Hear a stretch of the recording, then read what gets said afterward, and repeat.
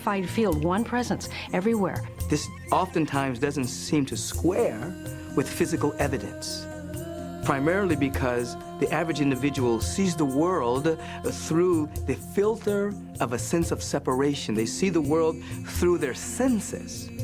And if you're more in the ego, then you're going to sense survival fear, this angst that you've got to get yours, that it's all about getting.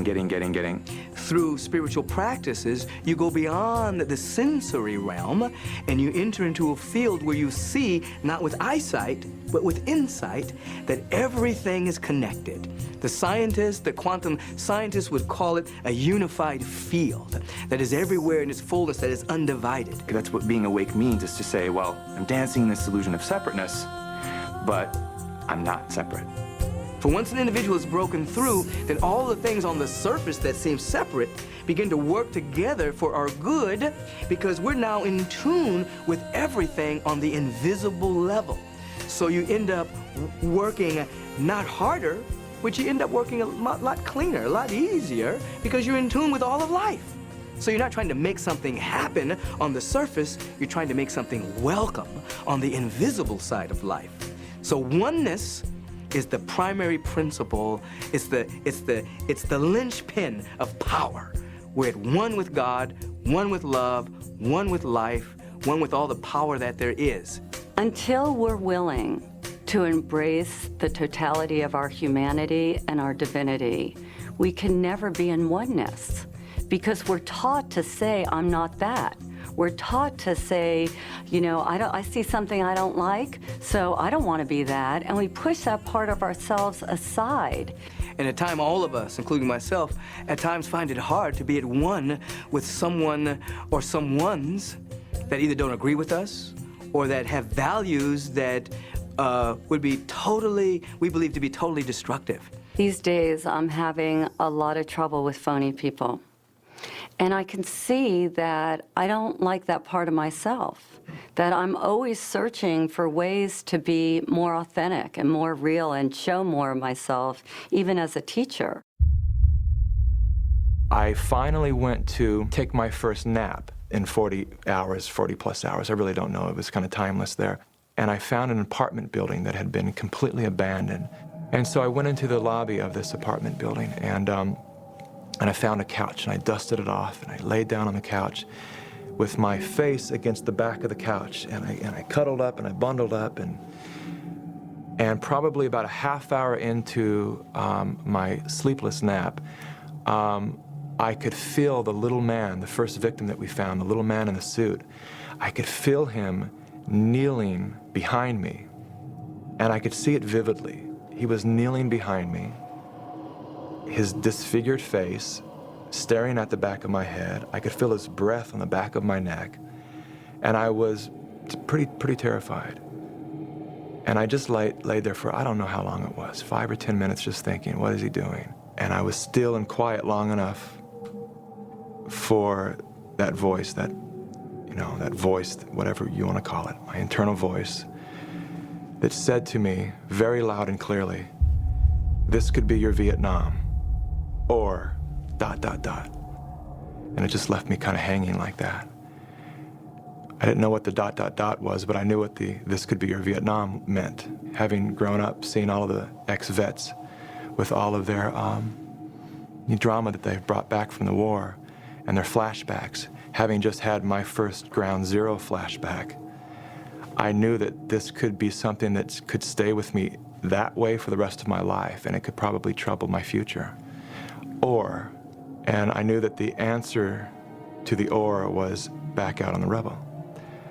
So I got up and I suited up again, and I put my mask on, and I walked around the building, and as I rounded the corner, they had put up a new work light, and it was this very bright, brilliant light. And everything just seemed so bright and so brilliant that I was like just struck.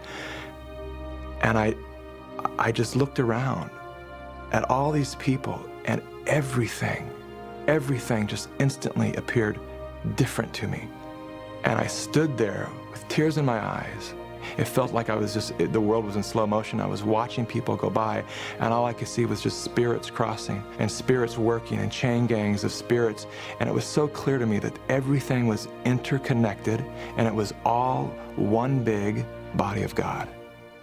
Everybody had dropped their egos, they had dropped their identities, they had dropped their rank, and they were working together for the greater good of all. And I was so lit up with possibility for humankind of what it can be like when we all are working together in this way. And I could really get beyond concept what oneness was. Knowing that the entire world was experiencing what it was experiencing, all the separation and fear and chaos that was going on in the world, here I was standing there experiencing the greatest bliss and beauty of my life. And I remember just wishing that the world could see this situation through my eyes. When I first decided to be on this spiritual journey, I was really looking to become a better me. And my sister always told me that I was angry and I was selfish and self-absorbed and these whole list of characteristics that I didn't want to be. So I started working on becoming this nice person. And I learned how to talk in a nice voice, and I learned how to give things away that I had if you wanted them. I did all these things. And then I went to a seminar one day, and I'm standing there and everybody's looking at me. In the middle of this seminar, this woman shouts out, "You're a bitch." And I thought, well, I know that. How does she know? And she said to me, "Let me ask you something, Debbie. If you were remodeling a house and you were 6 weeks late and $20,000 over budget, do you think it might help to be a little bitchy?" And all of a sudden, a light went on, because I thought if I just got rid of all my bad qualities, and believe me, I have plenty, that somehow that would make me a good person. The piece I was missing is that every dark quality of mine came bearing gifts. And you can go down the list. Things that we see that are very negative oftentimes have the effect of taking us to the next stage of our evolution. You take somebody like a George Bush, he was an evolutionary trigger. He's galvanized the peace movement, parts of the peace movement that had never spoken to each other in many years, since the 60s. He comes along with a war ethic and a preemptive strike war ethic. Peace movement starts talking. So he actually was a very positive force for the evolution of many positive things on the planet. See, if I want to grow and evolve spiritually, I have to take my projection off of them and own and embrace that part of myself. We have to be lovers of humanity. We have to be lovers of ourselves, and even seek to love that which our ego or our mental perception would say, you know what, I can't love that. I'm a phony bitch. Now the question is, how am I going to love myself being a phony bitch? Go within and embrace it anyway. And even as I say this, they're probably going to bleep me out, because nobody can bear that they might be a phony bitch. So then they've got to shut me down, and we all have to pretend like we're not that. People get confused in this conversation because they'll say, well, I'm not a murderer, or I'm not a rapist.